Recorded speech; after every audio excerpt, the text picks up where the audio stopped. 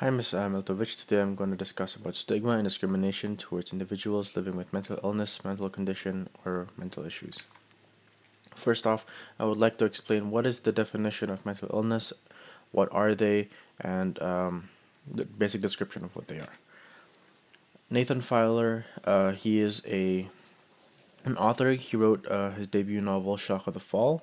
It won several major literary awards, including the Costa Book of the Year and the Betty Task Prize. It was a Sunday Times bestseller and has been translated into over 30 languages. Um, he is also a medical nurse that helps with mental illnesses. And in his book, he wrote this: illness turns people inwards. That's what I reckon. It keeps us forever trapped by the pain of our own minds, in the same way that the pain of a broken leg or a cut thumb will grab your attention, holding it so tightly that your good leg or your good thumb seem to cease to exist. There are five different types of mental illnesses. There's mood disorders, psychotic disorders, anxiety disorders, eating disorders, and ADHD or attention deficit hyperactivity disorder. First off is disorders. Mood disorders is the way you feel, happy and sad, and there are two different moods that people feel. Mood is affected by the things that happen around you. When something good happens, you feel good. When something bad happens, you feel bad. These feelings do not usually last very long. If you have a mood disorder, your mood becomes very strong and stays that way for a very long time, and you can't control how you feel during these times. Two mood disorders you may know about are depression. It's when you feel very sad for a very long period of time, and bipolar disorder, when you jump back and forth between happy and sad, and your mood swings are very erratic.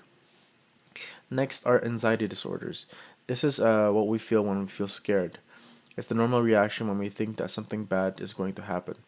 Anxiety disorders are different than normal anxiety because anxiety disorder means you can't control how much you think about and you keep on overthinking even though you're scared.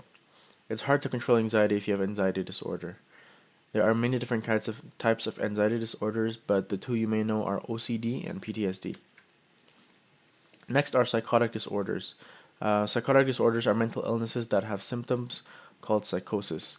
Psychosis means that you can't tell the difference between what is real and what is not real. A psychosis is made up of two parts. The first part is seeing or hearing things that are not there, which most people who have psychosis listen to voices that and sounds that are not real. And the second part of psychosis is a strong belief in something that cannot be true. For example, you might believe that you have special powers or believe that someone else can read your thoughts. One psychotic disorder you may have heard of is called schizophrenia. Eating disorders. Eating disorders change the way you think about food and your body. You may believe you are bigger than the way you really are. You may think that you would be better if you were thinner. Some people with eating disorders do not eat enough to be healthy. Other people eat a lot at once and then get rid of the food from their bodies. Eating disorders are more than about food. They may be a way to control things in your life, and they may be a way to cope with your difficult feelings. Next is ADHD or attention deficit hyperactivity disorder. There are three parts to ADHD. There's problems with paying attention, which makes it very hard to concentrate on one thing at a time and plan things. This means that you might make a lot of careless mistakes and forget things that you need.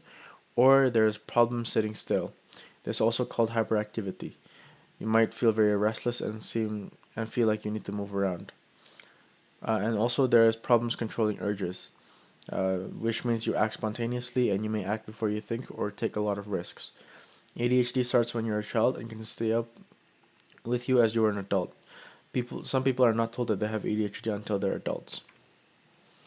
Now, I would like to discuss next about how stigma and discrimination are related and what the difference is between the two words and how these two words really determine how the mental illness society is treated.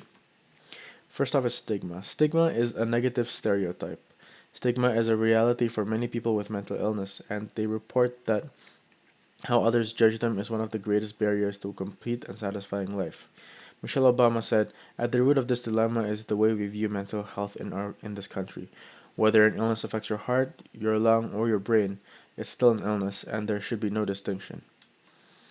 Discrimination is the unfair treatment due to a person's identity, which includes race, ancestry, place of origin, color, ethnic origin, citizenship, creed, sex, sexual orientation, gender identity, gender expression, age, marital status, family status, or disability, including mental disorder. Acts of discrimination can be overt or take the form of systemic, covert discrimination. Under the Ontario Human Rights Code, every person has a right to equal treatment with respect to services, goods, and facilities without discrimination due to the identities listed above. Shannon L. Alder once said, mental illness is not something you misunderstand in this era. Get educated because bias is no different than racism. So, what's the difference between the two? Stigma is the cause of discrimination, and discrimination is the effect of stigma. See, where stigma is the idea and the ideas and judgments that make you think that they are not the same. Discrimination is the actual act of treating them unfairly and in a different manner than how you would treat someone that's normal. Stigma is thinking of people with mental illness and people thinking of people that are different as beneath you, and is sparked up by fear, fear of difference, fear of change. Also, they're scared of being more powerful, or they're scared of not being enough in change of society. People very rarely like to break out of their comfort zone and be different. So, when the way society is built around now, um stigma is everywhere, and discrimination is just an effect of stigma and what it does, what it makes you do. Now, what are the effects towards the people that experience mental illness? First off is bullying, physical violence or harassment.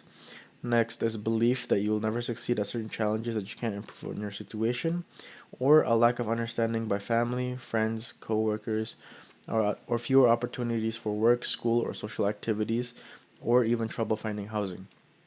First off, bullying and harassment. This is not only a cause of mental illness. I mean, it can be a cause of mental illness or an effect of mental illness. So some people, when they're bullied, they have undergone very tragic trauma at home, which they could not recover from. So they find an output at school or some other places, leading them to bully people, thinking that it can help them out. But the victim of that bullying can also get anxiety, depression, and suicide because of what the bully has done to him or her. So it's both ways. Next is the belief that you'll never succeed at certain challenges or that you can't improve on your situation. This is caused by the stigma of society towards mental illness. Basically says that when you have mental illness, you it's ingrained into your identity and you can't undergo challenges of the world because of it. They're trying to make you believe that y- having the mental illness is who you are, having depression, having anxiety is just who you are, and that you cannot change it. So that's what they're trying to make you think, and it really negatively impacts the victim. Next is a lack of understanding by family, friends, co-workers, or others, and providing fewer opportunities for work, school, or social activities, or trouble finding housing. Due to the stigma and discrimination against people that have mental health issues, family, friends, and co-workers present fewer opportunities and understanding in schooling, the workplace, social activities, and even housing. For example, if I go into the workplace and I apply for a job, but then I have it says on my record that I have a history of anxiety and depression and self-harm and all that, compared to a person that does not have it, the company will most likely prefer, if they are a biased company, they would most likely prefer to be with someone that does not have depression, mental illness, and all that stuff. Because even though I have a better resume and I've done more things, but I have these mental illnesses, they might take that into account and consider the other person without mental illnesses a more stable worker and a more reliable employee. So yeah, those are three things that can negatively impact somebody that goes through mental illness, especially the stigma that moves towards them. Um, some of these aspects will cause them to not want to go meet a psychiatrist or do anything like that, but that's just because society is done this way, and I think we should increase awareness towards these subjects. Thank you and have a good day.